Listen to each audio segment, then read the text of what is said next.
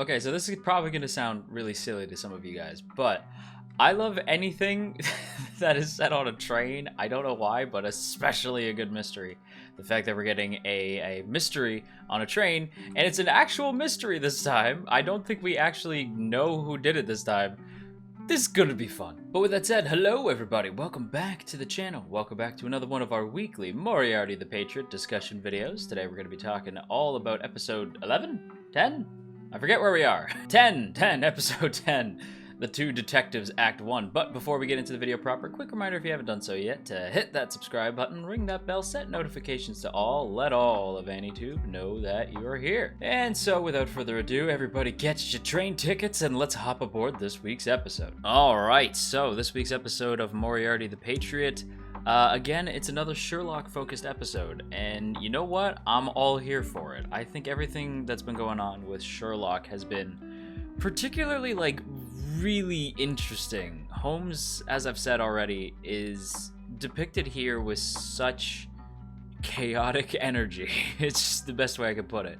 The chaotic energy that comes from Sherlock and this portrayal of him is just so engaging in a way that, I'm not kidding, I genuinely don't really see too often in other versions of Sherlock. Sometimes they go too chaotic, right? And it gets a little cartoony.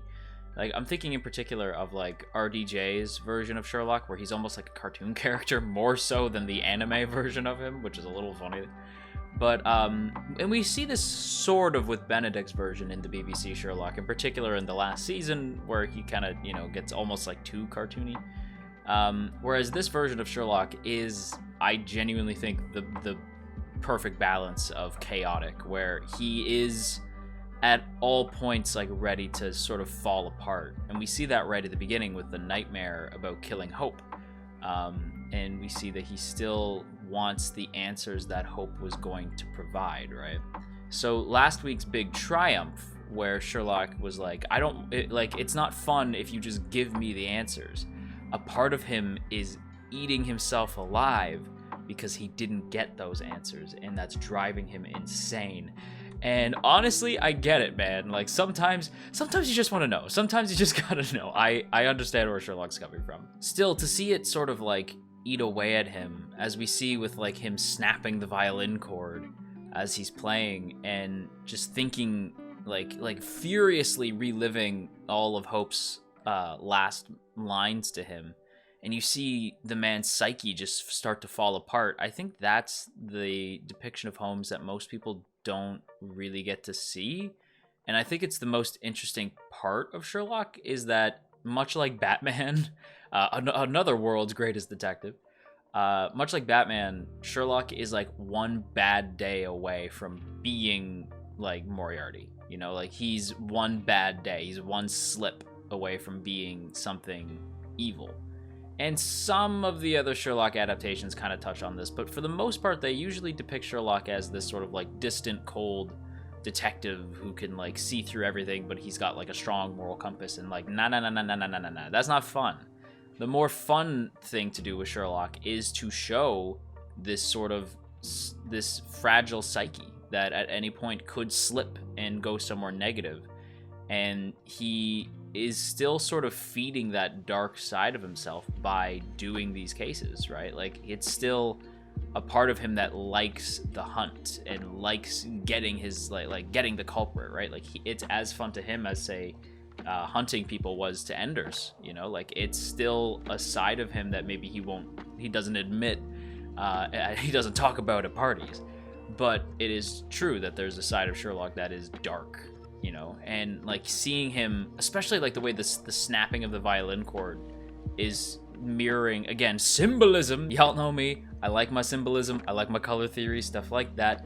The whole scene with the violin cord snapping, I thought was just brilliant, because it just shows Sherlock's mind is snapping under the weight of this question of who is the mastermind, right? In the same way that the violin cord snaps under the weight of Sherlock's playing, his mind is slowly snapping. The strings of his mind are the strings of his mind palace are literally falling apart at the seams. Is beautiful, and it's just written in such a way that is so engaging. It's so by the time you hear the gunshots, right? By the time Sherlock shoots at this like this figment of his imagination that is like embodying hope, not so much like his hope, but the character hope, and he shoots at it. It's I think just I do think there's some symbolism to the fact that the character's name is Hope. You know, the cabbie from last week. Like, and again, like, he's a real Doyle character, but I do think there is something interesting about Sherlock shooting Hope, you know, like shooting his hope at ever finding like the culprit, you know, like at potentially ever finding the mastermind, even though we know eventually he's probably gonna, unless they deviate from canon, but I doubt they will. And don't you even get upset at me for spoiling shit. I swear to God, the Doyle books are like 100 years old. But yeah, I do think we're gonna get the confrontation. We see it in the opening too. Come on. I do think eventually we'll get the confrontation. I don't think it's gonna be for like a while. Like, I don't think it'll be till like max and like at the earliest the end of season 2. I don't think we're seeing that for a while. But that said, like, we do see him like snapping, and Sherlock even getting mad at like Lestrade and John, which I do think is interesting, right? Like, so let's talk about that. So when Sherlock like shoots at this figment of hope, right? He says that he did it because he knows that it's Lestrade's off day, and when he has his free time, he likes to go to the barber down the street. So he knew that he would hear the gunshot, so that's why he shot, because he wanted him to come upstairs. And Lestrade's like, you couldn't have just like come to grab me like a normal person. And a part of me is like, I think he's lying, right? Because like that could have been part of it. Like, maybe he was calling Lestrade to ask him about any aristocratic deaths, but at the same time, it's like, no, you were shooting Hope. Like you were losing your mind. And I do think he really is like losing his mind. And we'll see it a little bit later during the impromptu lunch date, but we'll get to that in a sec. But I do think that, yeah, Sherlock's mind palace is crumbling at the seams because he just wants to know. But when Sherlock starts to get angry, he starts to lash out at his friends. And that's where I'm a bit bummed at the character's actions. And I don't mean like, oh, narratively, I don't like that. I think that this is brilliant narrative-wise. And I think that this version of him snapping is very reminiscent of Hounds of Baskerville from BBC, but I just love this. Like, it feels earned, right? Like, we see him sort of like getting snippier and snippier as the episode goes on, and more sort of unhinged and angry. And by the time he finds out that the aristocrat who they go to investigate, who died over in York, when they find out he really did just die of natural causes, Lestrade's laughing and he's like, guess you got that one wrong, eh, Sherlock? And he bumps into him and Sherlock just glares at him. He's like, I'm gonna buy a paper. I'll see you guys later. And honestly, yeah, I would have ran away too. That was scary. But I appreciate that John rightfully calls him out and says, like, Sherlock, you're acting like a child, because Sherlock is childish, right? Like, and John says, like, you're being ridiculous. And they start fighting like a married couple because, you know, John Locke is forever, even if, you know, some John Locke fans went a little extreme back in the old Dumbledore days. But yeah, John Locke is forever in every adaptation, and of course they must fight like a married couple. But Sherlock lashing out on Lestrade, I can sort of take, right? Because I'm like, I don't like you being mean to my boy, but I'll kind of accept that because Lestrade just kind of laughs it off. But John straight up throws his cane up in like Sherlock's face, as you probably see by the screenshot. And he tells him, like, you really were gonna shoot him if I didn't stop you. And Sherlock's like, maybe I would have, right? Like, maybe I would have gotten my answer. Maybe, like, but part of the reason, like, if I am mad, it's your fault. You know, he says, like, the Bilbo line. Well, if I am upset, it's because of you. It's your fault. And John just throws it right back at him. He's like, okay, all right, you want to do this? It's literally the Baskerville scene from BBC. Like, I don't have friends. No, I wonder why. Like, you know, it's literally that scene, but just with Moriarty the Patriot, where John just says, like, okay, if you're really going to be a killer, if you're really going to be that much of a scoundrel, then, like, I don't want any part of you. Like, I don't want to any part of your mysteries. I don't want to deal with any part of you. Just go away then. We even see John, like, skulking in their car. Like, when they're in the train car, like, John won't let him into their cabin. You know, like, he's just like, no. Like, he locked it. He's just all pouty and angry. But it does lead to the impromptu lunch date, which I think is great. And another sign that Sherlock is losing his mind. The impromptu lunch date is, it's was definitely not planned. I don't think any part of this was planned, just because of the shock on Lewis's face.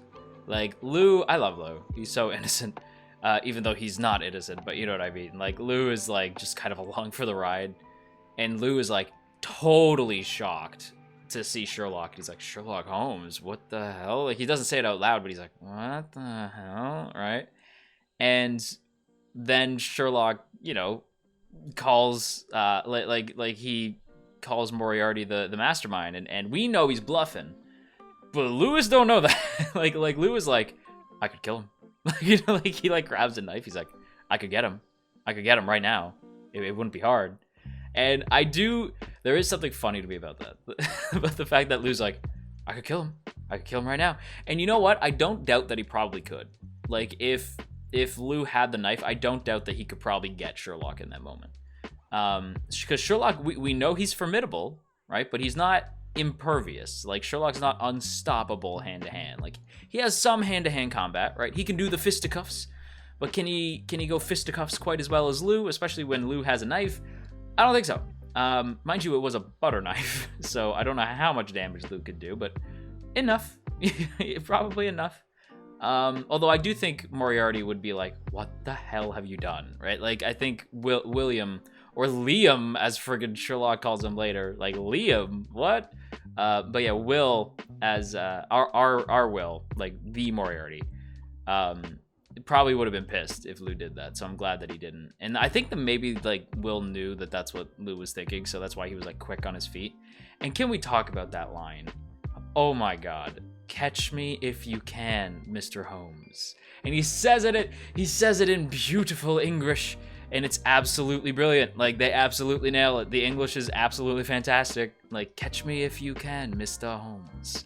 Would that satisfy you to hear me say that, Mr. Detective? Oh,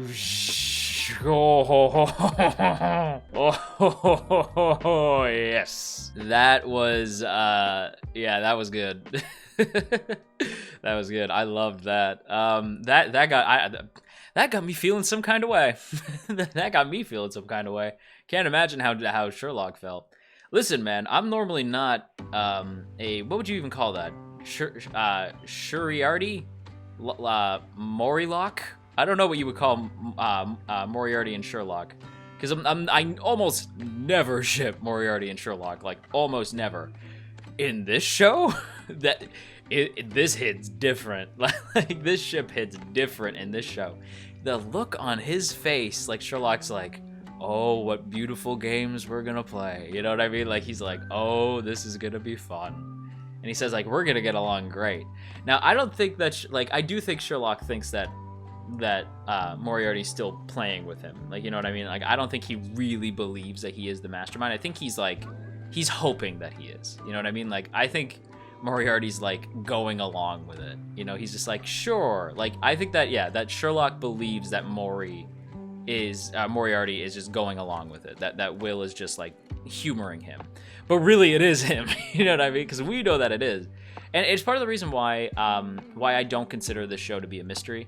And spoilers, well, you know what, I'll let you guys see the Kotatsu Annie Awards nominees when we get there, but I don't really consider Moriarty the Patriot to be a mystery, more of a thriller, because we know all the big mysteries every time, right? Except for this week, but we typically know who all the players are. There's not much mystery, it's more the thrill of seeing how the mystery is solved. So I don't really consider it a mystery. That said, we are actually getting a mystery this week, and I can't friggin' believe it. And I love that it's gonna be like, basically this like battle between Moriarty and Sherlock about who can solve this locked room murder first. But then John's like injured, and I'm like, what the hell, my boy? No, I literally went, John! Like, I was like, oh no, what the hell happened? I don't think John's gonna die or anything, but I was like, oh no! Like, I was, like, shocked. So I am curious, like, how John's involved in all this. It'll be interesting to see. I'm excited for next week for sure. All I'm saying is John better be okay though. But anyway, thank you guys so much for watching this week's episode. I hope you guys enjoyed. If you did, don't forget to boop that up snoot, share if you care, leave a comment down below, and of course, hit that subscribe button and ring that bell. Set notifications to all. Let all of AniTube know you're here. We're trying to hit 25K before the end of the year. It's gonna be close, but I feel like we can make it. So if you haven't done so yet, hit that subscribe button. And of course, before we go, as always, I want to give a big thank you to the good folks in the T Squadron. Look at these beautiful people. Look at all these beautiful names. And hey, if you would like to join these beautiful people, there are now 2 ways to do so.